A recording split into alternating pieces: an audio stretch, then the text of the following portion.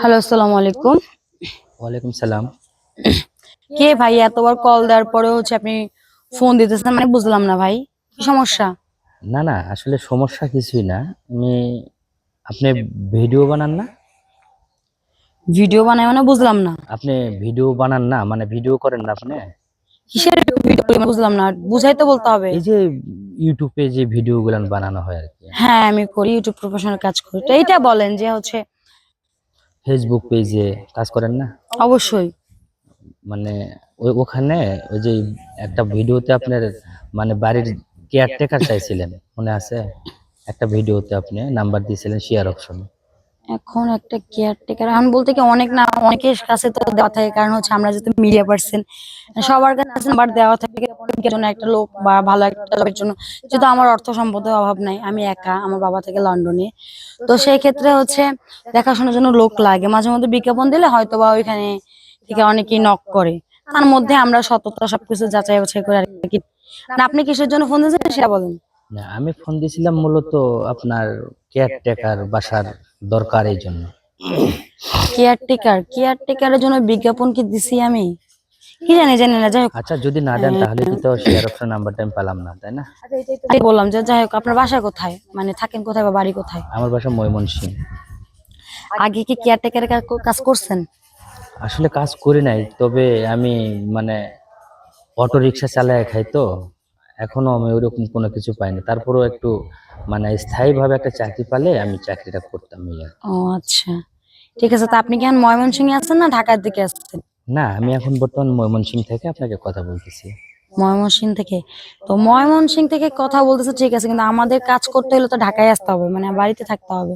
হ্যাঁ, যদি আপনি বলেন আমি অবশ্যই আপনার ঢাকায় যাব, আপনার সাথে দেখা করব, আপনার সাথে কথা বলবো, সমস্যা নাই তো। কেয়ারটেকার কাজ করতে পারবেন তো আপনি?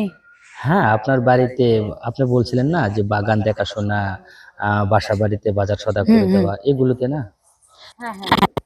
আচ্ছা ঠিক আছে তাহলে একটা কাজ করেন হ্যাঁ, বলেন। আপনি কালকে বা পরশুদিন এসে আমার সাথে সরাসরি কথা বলেন।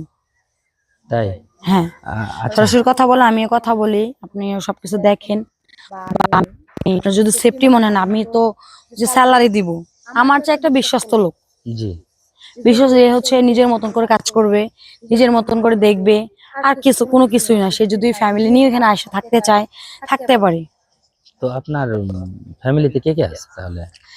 আমার ফ্যামিলিতে বাবা আছে মা আছে ভাই আছে তো ওরা সবাই বাইরে থাকে তা আমি ওইখানেই ছিলাম তো হচ্ছে রিসেন্টলি হচ্ছে আমি চলে আসছি।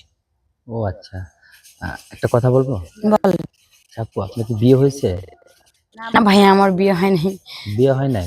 না তো আপনি যে বাড়িতে থাকেন, আপনার বড় একটা বাড়ি, যদিও বাসায় দেখাশোনা করার কেয়ারটেকার, তো শুধু কি একটাই লাগবে না হ্যাঁ একটাই লাগবে। একটাই কেয়ারটেকার লাগবে?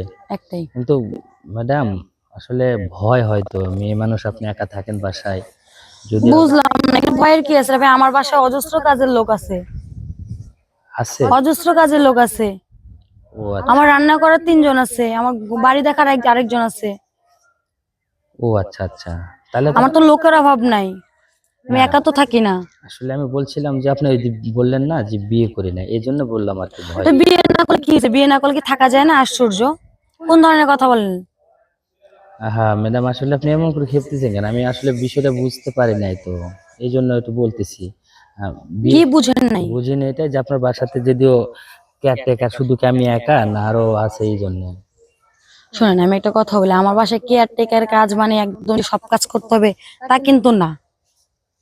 জি জি। আমি যদি শোনেন আমার যদি এরকম ইয়ে থাকতো তাহলে আমি বলতাম না যে আপনার ফ্যামিলি আপনি আসেন এসে কথা বলেন সবকিছু যদি আপনার ঠিকঠাক মনে হয় দেন আপনি করতে পারবেন স্যালারি বা সবকিছু সেফটি দেখেন আপনার প্রবলেম গুলা আমাকে শেয়ার করেন যে আপনার কোন কাজ কোনটা কোন জায়গায় প্রবলেম বা আমি শেয়ার করি সবকিছু মিলিয়ে গেলে আপনার যদি এখানে কাজ কনফার্ম হয় আপনি হইতে পারেন আপনি যদি ওয়াইফ থাকে তাহলে হচ্ছে আপনি আইসা এখানে আমার ওয়াইফ সহ থাকতে পারবেন সমস্যা নেই।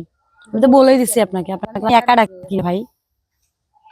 তো এগুলো করার, চাকরি করার জন্য কি আপনাকে আরো লোক ফোন দিয়েছিল?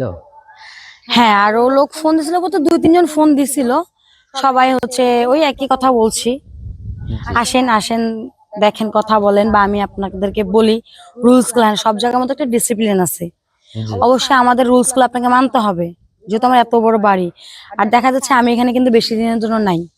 হয়তোবা আমি হচ্ছে আমি তো কলেজ করি, তো হচ্ছে যে কোনো একটা কারণে আমি এখানে ভর্তি হয়েছি, যে হয়তো বা 1-1.5 বছর এখানে থাকতে পারি, আমি কিন্তু এরপর চলে যাব।